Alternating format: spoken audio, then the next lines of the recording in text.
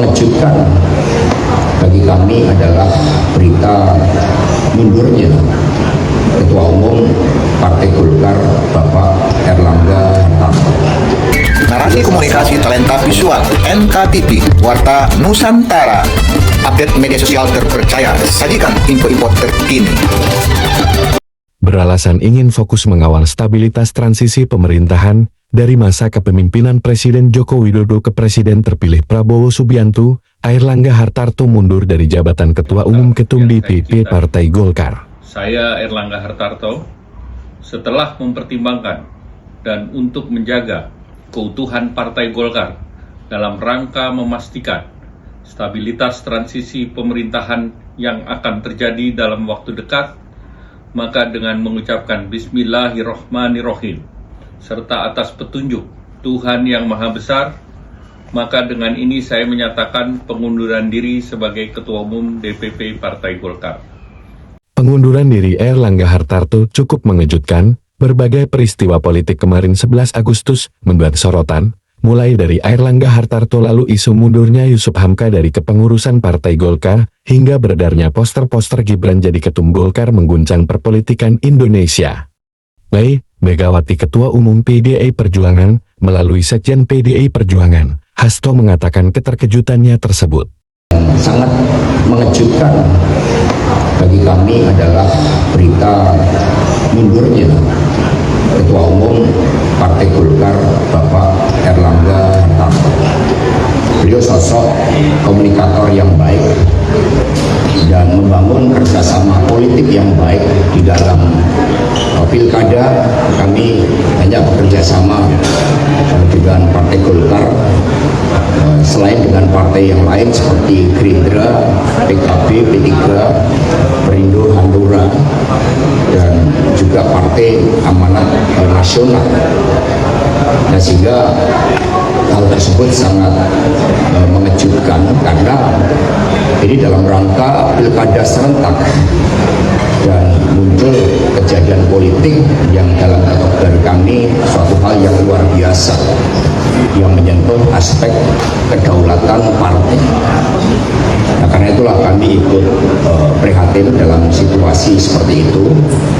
Dan kemudian tentu saja ini tantangan bagi kita sebagai bangsa, termasuk bagi partai politik, untuk betul-betul menunjukkan kedaulatannya sebagai partai yang mengemban amanah dari rakyat, dan partai itu selalu memiliki mekanisme yang sudah terlembaga terkait dengan kepemimpinannya. PD Perjuangan memiliki pengalaman buruk pada masa Orde Baru ketika berbagai intervensi kekuasaan itu dilakukan yang tujuannya adalah untuk mengkerdilkan demokrasi, menjauhkan prinsip-prinsip kedaulatan rakyat.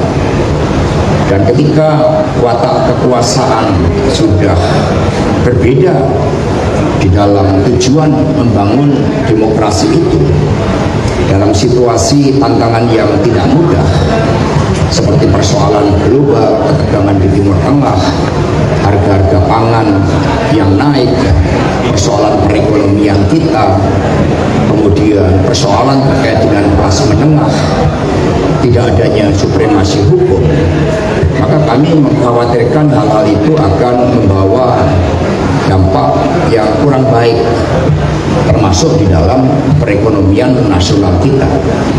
Sebagai partai politik, PD Perjuangan tidak campur tangan terhadap rumah tangga partai politik lain, tetapi tentu saja terhadap apa yang terjadi itu sangat mengejutkan, dan kami prihatin karena kami juga bisa merasakan suasana kebatinan di balik itu.